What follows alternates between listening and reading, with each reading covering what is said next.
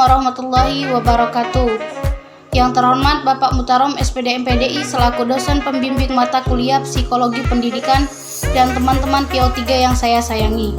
Kami dari kelompok 12 yang beranggotakan 2 orang, yaitu saya sendiri Rajma dan Ella Iriani.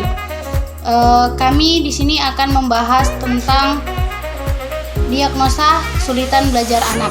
Baiklah, materi pertama akan disampaikan oleh saya sendiri.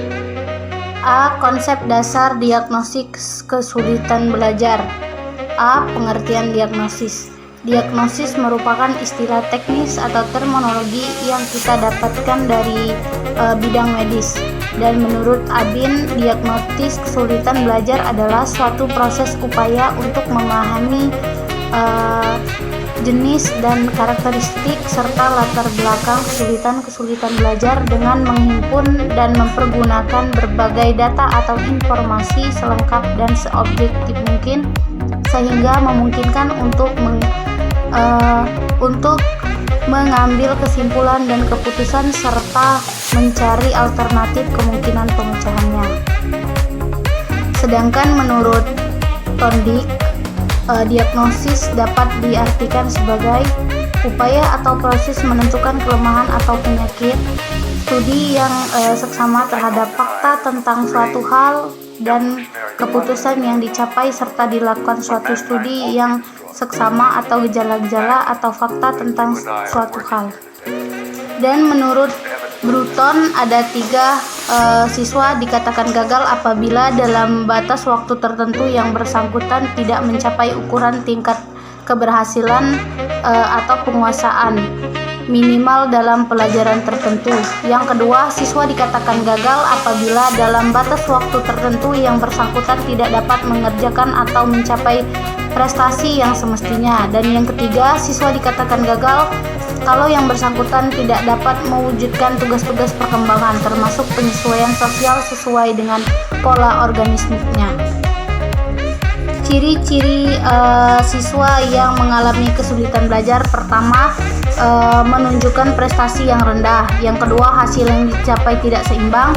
Ketiga, lambat dalam melakukan tugas-tugas belajar. Keempat, menunjukkan sikap yang kurang wajar. Yang kelima, menunjukkan tingkah laku yang berlainan. Anak-anak yang mengalami kesulitan belajar itu biasa dikenal dengan sebutan prestasi atau kurang underaktif.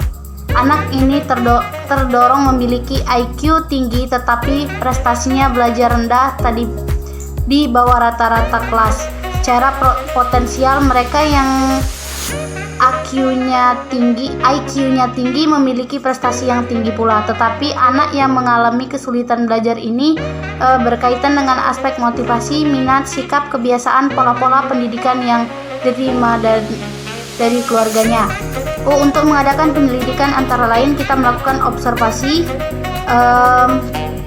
interference, tes diagnostik, dokumentasi dan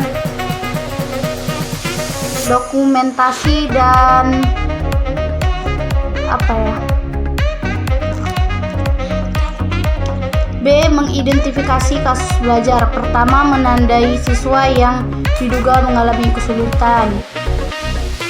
Terus, melokalisasikan di mana letak kesulitannya, lokasi, jenis, faktor, dan sifat yang menyebabkan siswa mengalami berbagai kesulitan.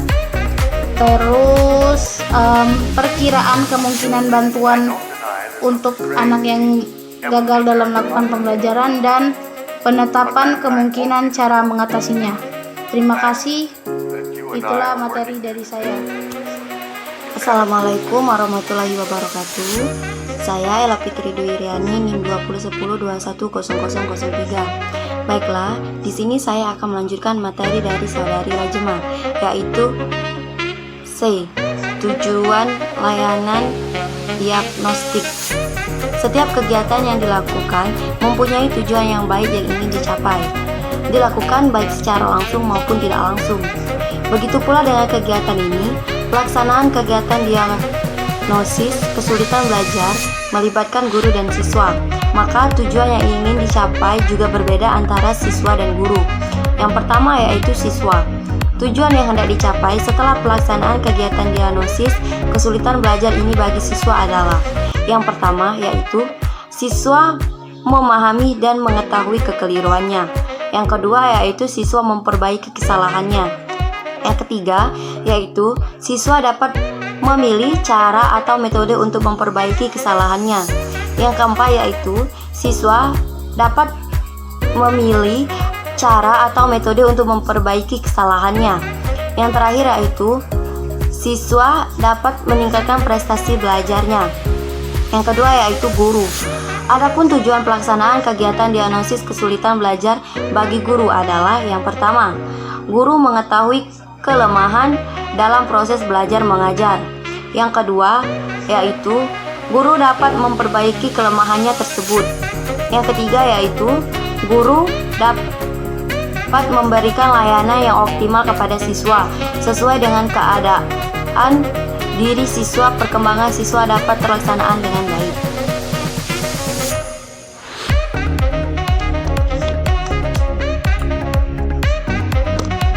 Baiklah, materi selanjutnya yaitu D. Tujuan mengimplikasikan kasus. Tujuan dari identifikasi kasus adalah untuk menentukan siswa yang mendapat masalah belajar bahasa Inggris khususnya dan yang memerlukan bantuan, juga penanganan untuk meningkatkan motivasi atau hasil belajarnya. Yang pertama yaitu menentukan pendekatan dalam menghadapi permasalahan.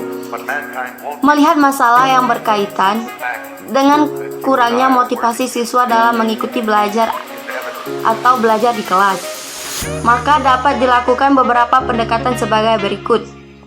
Yang pertama yaitu pendekatan perintah dan larangan. Maksud dari pendekatan ini sebagai suatu pemecahan masalah yang berkaitan dengan